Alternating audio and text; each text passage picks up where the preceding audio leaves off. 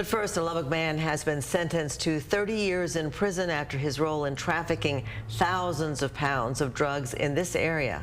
40-year-old Jeremiah Chris Arguijo was indicted in August of last year and pleaded guilty in November to possession with intent to distribute methamphetamine.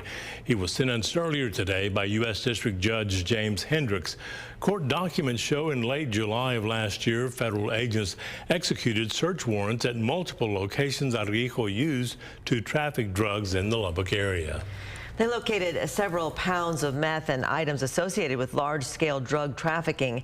And during the search, Arguijo was located near one of the locations. He tried to flee in a vehicle and then later took off on foot, but was arrested soon after. Prosecutors say he was responsible for trafficking more than 1,200 pounds of meth over 1 year's time. 5 other people have all pleaded guilty for their roles in methamphetamine trafficking.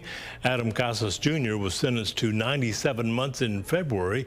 The remaining co-defendants will be sentenced in the coming weeks.